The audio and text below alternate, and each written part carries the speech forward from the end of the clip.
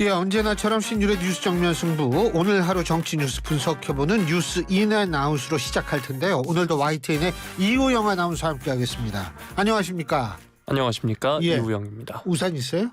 아니요, 없습니다. 없어요? 네. 있으면 내가 빌려달라 그럴까봐 있는데 없다 그러는 거죠 지금. 아니요. 네. 어이, 네. 보통 사무실에 두고 다니는데. 아우, 제가 정말 아쉽게도 오늘 없습니다. 아, 그렇군요. 네. 난 그냥 뺏어가려고 그랬는데 안 되는데. 네.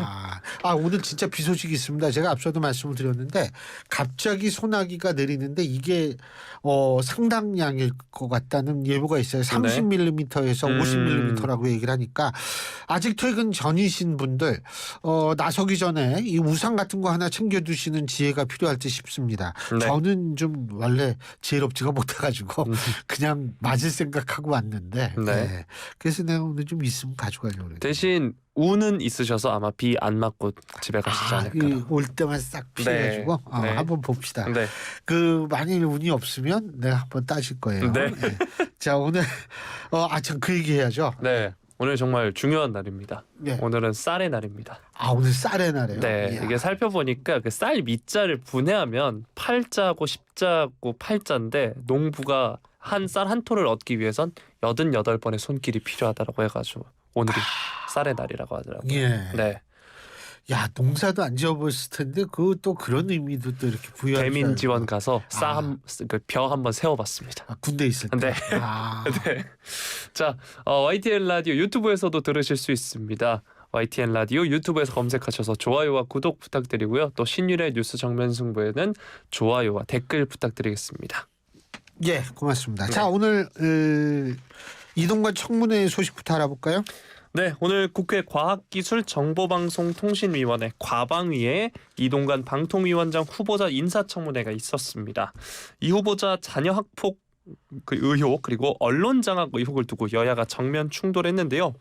먼저 더불어민주당 이 후보자가 자녀 학교 폭력 사건 당시 학교에 외압을 행사했다는 점을 지적을 했습니다. 민주당 서동용 의원은 아들이 다른 친구를 두드려 패고 했던 내용이 기재되어 있는 진술서라면 아들에게 물어보고 잘못했으면 훈계했어야 하는 거 아닌가 이렇게 이야기하면서 진술서에는 이 후보자의 자녀가 휴대전화를 뺏어서 게임하고 책상에 머리를 300번 부딪히게 하고 매점에서 자신의 것을 사라고 강제해서 돈을 쓰게 했다는 내용이 적혀 있다는 점을 지적을 했습니다. 또 장경태 의원의 경우에는 자녀 학폭만으로도 고위공직자 자격 박탈이라 생각한다라고 이야기를 했고요. 가해 사실이 있는데도 학폭위가 열리지 않고 전학을 보냈다는 것은 특혜를 줬다는 것이다 이렇게 주장을 했습니다. 이에 대해 국민의힘은 학생 간 화해로 전학 조치됐다는 점을 들어서 방어를 했는데요. 홍석준 국민의힘 의원은 당시 학생들이 화해했기 때문에 문제가 없었고 학생들이 친구가 강제 전학하는 것을 강력히 반대한 것으로 안다라고 했고요. 또 학폭위가 이 후보자가 압력을 행사해서 열리지 않게 했다는 것은 사실이 아닌 것 같다 이렇게 말을 했습니다. 이 후보자는 언론을 통해서 진술서 내용을 뒤늦게 받고 아들한테 사실을 물어봤다라고 했습니다. 그리고 아는 범위 안에선 갈취나 휴대전화를 빼앗거나 하는 것은 사실이 아닌 것으로 알고 있다 답을 했고요. 언론 장악 의혹과 관련해서 양측의 공방이 오고 갔는데요. 민주당은 이명박 정부 청와대 대변인 또 홍보수석 비서관으로 재직할 당시 언론 장악 주도했다는 점을 공격을 했습니다. 고민정 의원의 경우 이동관이라는 당시 청와대 대변인이 보고받거나 요청했던 국정원 문건들이 30여 건 정도가 발견이 됐고 그 가운데 실행이 확인된 것만 골라내니까 9건이었다라고 이야기를 했습니다. 민형배 의원은 후보자가 2008년 이병순 KBS 전 사장에게 전화해서 아침 방송 진행자 교체를 요청했다는 점을 이야기를 했고요. 국민의힘에서는 왜곡된 뉴스에 대해 언론과 이야기하는 것은 대변인이나 홍보수석으로서 당연히 해야 할 일이라고 받아치기도 했습니다. 청와대 동정이나 정책과 관련해서 왜곡된 보도 또는 오해에 의한 보도가 있으면 그냥 두는가 잘못 안 거니까 바로 잡아달라고 요청하는 것이라면서 잘못된 뉴스가 있다면 기사 작성자에게 또는 책임자에게 잘 설명해서 접점을 찾는 것이 당연한 일이다라고 하면서 국민의힘 윤두현 의원이 이렇게 방어를 했고요. 김영식 의원의 경우에는 공영방송 MBC, KBS가 공공성과 공정성을 무시한 채 정치적 편향성을 가지고 보도하고 있다는 점을 지적을 하면서 후보자의 도덕성 검증은 필요하다고 보지만 개인적 신상 털기 형태로 가는 것은 너무하지 않는가라면서 야당을 비판을 했습니다. 이 후보자도 직접 홍보수석 재직 당시 국정원의 언론 장악을 지시했다는 야당의 주장에 대해서 만약 관여했다면 엄혹한 적폐청산에서 살아남을 수 있었겠는가라고 항변을 하기도 했습니다. 네, 그리고 이제 KBS와 MBC가 이 후보자의 배우자, 자녀를 대상으로 한 의혹 보도 등에 대해서도 이제는 낙마 목적이 보이지 않고 흠집내기에 주력하고 있는 것 아닌가라는 생각이 든다라고 말을 하기도 했습니다. 네, 오늘도 학폭과 관련한 야당 의원들의 질의가 쏟아졌고요. 학폭과 관련해서 이동관 후보자 측 계속해서 피해자에게 사과를 했다면서 적극 반박을 했습니다. 이 후보자의 답변 어떻게 들으셨나요? 글쎄요, 뭐 답변을 어떻게 평가할 정도로 이동관 후보자의 답변 시간이 충분했는가? 저는 일단 그거. 근데 물론 이건 이동관 후보자에 대한 인사청문회에서만 국한되는 것은 아닙니다. 네. 지금 우리가 그 인사청문회 하는 걸 쭉 보면은 있잖아요. 예를 들면 이거하고 똑같아요. 제가 이제 오늘도 좀 이따가 조혜진 의원하고 인터뷰를 하는데 뭐 예를 들면은 제가 인터뷰할 때 제가 막 혼자 얘기해요. 그리고 상대방이 얘기를 하려고 그러면 제 얘기 아직 안 끝났거든요. 그럼 또 얘기를 계속해요. 그런데 사실 그렇게 되면은 이 방송이 뭐예요? 청취자 여러분들이 듣고자 하는 답을 얻으면 되는 거예요, 저는. 제가 중요한 게 아니라는 거예요. 청문회도 마찬가지예요. 청문회의 목적은 뭡니까? 공직 후보자로서의 어떤 적절한 자질과 이러한 것들을 갖고 있는가를 국민들에게 판단할 수 있는 기회를 제공해 주는 거거든요. 그런데 뭐 청문회 저는 오늘 오전밖에 못 봤어요. 오전에 보니까 막 얘기해요. 얘기를 좀 하려고. 두 번째. 제가 두 번째 묻고 그럼 이제 이동관 후보자가 딱 얘기하는 게 그럼 다 끝난 다음에 제가 답변할 기회를 좀 주십시오. 이러고 막 얘기를 하면 시간 끝나요. 제가 이걸 보면서 느낀 게 뭐냐면 과연 청문회 제가 앞서 말씀드린 공직 후보자에 대한 소위 말하는 어떤 이 자질을 국민들에게 보여줄 수 있는 기회가 아니라 이 국회의원들 본인들이 오히려 이 청문회를 통해 가지고 좀 더 자신의 입장을 많이 널리 알리려고 하는 거 아닌가 이런 느낌을 지울 수가 없어요. 그래서 이건 오늘 청문회만 해당되는 말이 아닙니다. 역대 정권 모든 청문회가 다 그랬어요. 그렇기 때문에 오늘도 결국은 예외가 아니었는데 그러면 답변을 어떻게 들었는가? 답변할 기회가 최소한도 오늘 오전까지는 얼마 없었던 것 같고요. 물론 뭐 사실은 답변할 시간이 충분했다 하더라도 나중엔 이동관 후보자가 전 별로 할 말이 없을 것 같아요. 왜냐하면 똑같은 질문이 계속 나오잖아요. 학폭 문제 그리고 언론 장악 의혹 문제 이게 중요하죠. 중요한데 중요하지 않다는 것은 아니에요. 그런데 중요한데 제가 볼 때에는 좀 그 청문회에 나오는 의원들끼리 이 같은 주제라도 다른 시각으로 접근할 수 있을 정도의 어떤 충분한 협의가 있었으면 이 보는 국민들로 하여금 좀 더 훨씬 좋지 않았을까라는 생각이 들어요. 중요한 문제인 만큼 그런 협의도 좀 필요했었지 않나 이런 생각이 드는데 어쨌든 전반적으로 좀 그랬습니다. 네, 청문회는 4시에 잠시 정회를 했다가 지금은 재개가 되고 있고요. 이게 확실히 여야를 떠나서 그간 어떤 청문회건 물론 뭐 질문을 잘 해주시는 의원님들도 있었지만 뭔가 청문회나 국정조사도 그렇고 이런 걸 통해서 자신의 존재감을 좀 드러내는 의원분들께서 그런 것도 있고 있는 점이 좀 아쉽지 않나 싶습니다. 그래도 예전보다 많이 나아진 건 있어요. 소리만 지르고 내용은 없는 경우가 많았거든요. 옛날에는. 근데 지금은 뭐 그렇지는 않은 것 같더라고요. 네. 자, 언론 장악 의혹과 관련해서는 MB 시절 청와대 홍보수석 또 대변인 시절 당시 작성된 문건들에 대한 의혹이 상당합니다. 과방위원장이 국민의힘 장제원 의원인데요. 대통령께서 언론사 사장하고 통화하면 안 되나라면서 이 후보자를 적극 옹호하기도 했습니다. 야당 의원들이 저도 이제 오후 청문회를 좀 모니터링 했었는데 장제원 위원장을 향해서도 항의하는 모습이 계속 나왔거든요. 그러니까 중립을 지키지 못한다 이 얘기인가? 네, 위원장을 향해서 뭐 소리를 지르기도 하고 혹은 위원장이 이제 소리를 지르지 마라라는 이런 부분도 나왔는데 이런 것들은 어떻게 보셨나요? 저는 장제원 위원장이 잘했다라는 얘기는 아니에요. 네. 그런데 문제는 뭐냐면 역대 정권에 있어서의 상임위원장들을 놓고 봤을 때 그러면 엄정한 중립을 지켰느냐 하면 사실은 그게 아니었다는 거죠. 그러니까 오늘도 예외는 아니었다. 단 긍정적인 모습은 아니다. 하지만 과거나 현재에도 야당이 또 상임위원장 하는 상임위가 많거든요. 있거든요. 거기에서도 그러면 그게 그렇게 중립적으로 중립을 잘 지키면서 회의 운영이 원활히 됐는지 이 부분에 대해서 저는 좀 묻지 않을 수 없다 이렇게 생각을 합니다. 네, 저도 생각해 보면 청문회 때 가장 많이 들리는 단어가 뭔가 생각을 해보면 네. 위원장님입니다. 네, 위원장님, 이 단어가 가장 많이 들리지 않나라는 생각을 해보네요. 근데 진짜 너무 이게 진영이 갈려가지고요. 오늘 더불어민주당 이원욱 의원께서 아주 좋은 말씀을 해주셨어요. 윤석열 대통령 아버님께서 이제 운명하시지 않으셨습니까? 근데 그것을 두고서 일부긴 하지만 굉장히 이 극렬 이 인사들이 상당히 그거에 대해서 제가 차마 입에 담지 못할 그러한 것들에서 이원욱 의원께서 이제 우리가 어떤 경우에서도 넘지 말아야 선이 있다 이러면서 굉장히 준엄하게 비판을 했는데 이게 결국은 이게 진영이 이렇게 갈려버리면 이게 중립이 아니에요. 이게 중립을 지키면 중립이 무슨 뜻인지 아세요? 양쪽에서 욕먹는다가 중립이에요. 네. 예? 그래서 좀 그런 것들이 되게 안타깝죠. 예. 네. 자, 다음 소식으로 넘어가도록 하겠습니다. 어제 이제 더불어민주당 이재명 대표가 백현동 의혹과 관련해서 검찰에 출석을 해서 조사를 받았습니다. 어제 이제 12시가 좀 지나서 이 대표가 모습을 드러냈었는데요. 이에 대한 여야 반응 살펴보도록 하겠습니다. 먼저 국민의힘은 백현동 개발 특혜 비리 사건의 피의자 신분으로 검찰에 출석해서 조사받은 이재명 대표를 겨냥해 맹공을 이어갔는데요.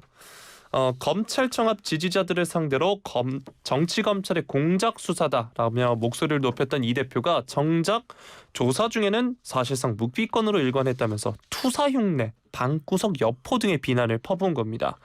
윤재욱 원내대표의 경우에는 검찰청 앞에서 입장문을 낭독하는 것도 일반 국민은 감히 꿈도 꿀 수 없는 특권이다라고 하면서 입장문은 혐의에 대한 해명은 없고 노골적인 정치 선동만 가득했다라고 비판을 했고요. 박대출 정책위의장의 경우에는 정치 수사, 조작 수사라면서 결백을 주장하고 정작 검사 앞에서는 입을 닫는 형태가 그렇게 강조하던 당당한 출두였나라는 점을 꼬집었습니다. 그리고 조금 전에 제가 말씀드렸던 방구석 여포라는 표현은 강민국 수석 대변인이 이야기를 했고요. 이 대표의 과거 발언을 무기 삼아서도 공세 수위를 끌어올렸습니다. 윤 원내대표가 박근혜 전 대통령 구속영장 심사 당시에 대통령이라도 그 범죄 행위와 사법 처리 필요성에 따라 다른 국민과 똑같이 법의 심판을 받기를 바란다라고 했던 이 대표의 발언을 소환을 하면서 이 대표가 어제 백현동 특혜 의혹과 관련해서 검찰에서 출석해서 조사받고 귀가할 때까지 보여준 모습은 과거의 자신의 발언과는 한참 거리가 있었다라면서 이야기를 했습니다. 자, 국민의힘은 사실상 묵비권을 행사한 이 대표에 대해 맹비난을 쏟아냈습니다. 국민의힘의 이러한 비판들은 어떻게 보셨나요? 일단은 저는 우리가 아무도 이재명 대표가 검찰에서 어떻게 행동을 했는지를 직접 본 사람은 아무도 없어요. 네. 예, 보부장 검사 이제 이 취조를 담당했던 부부장 검사 뭐 이 정도만 알 수 있겠죠.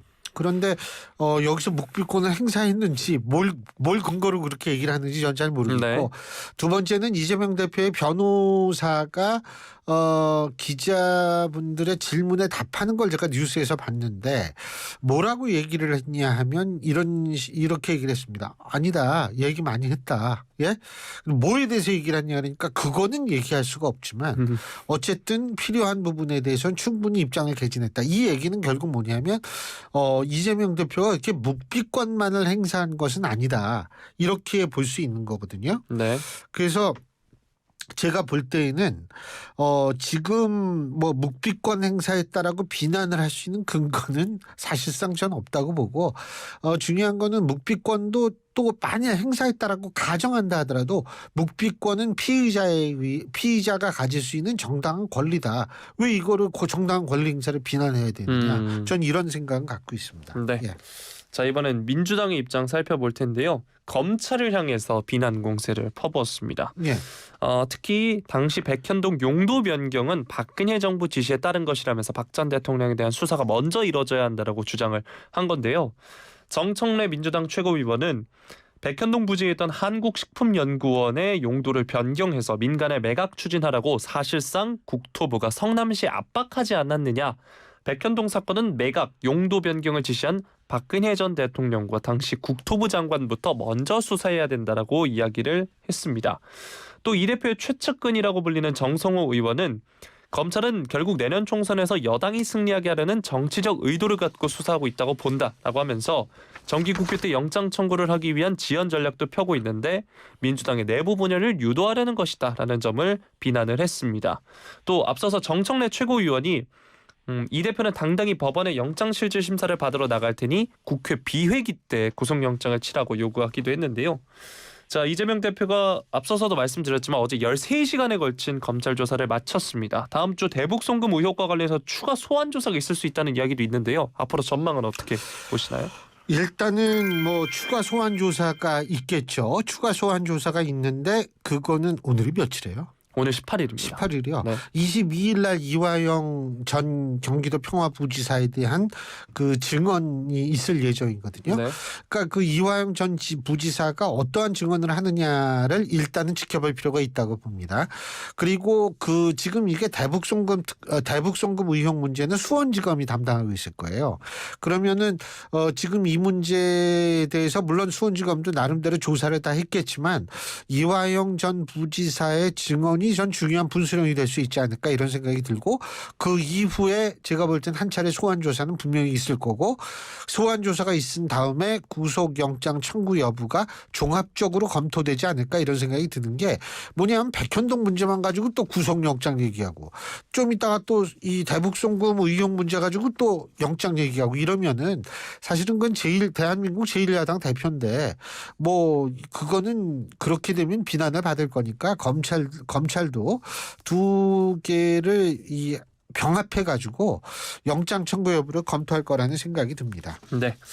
자, 다음 소식으로 넘어가도록 하겠습니다. 윤석열 대통령이 현지 시간으로 17일 한미일 정상회의 참석차 미국에 도착을 했습니다. 공군 1호기 편으로 미국 워싱턴 DC 인근 공군 기지에 도착을 했는데요.